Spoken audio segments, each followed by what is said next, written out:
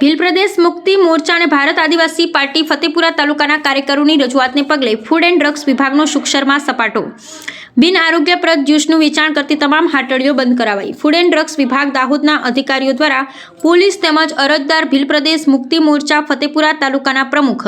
મેહુલ કુમાર તાવિયાડ તેમજ ભારત આદિવાસી પાર્ટી ફતેપુરા તાલુકાના કાર્યકરોને સાથે રાખી ફતેપુરા તાલુકાના સુખસર તેમજ બલૈયા ક્રોસિંગ ખાતે બજારોમાં પરવાનગી લીધા વગર ગેરકાયદેસર ચાલતા કેરીના જ્યુસો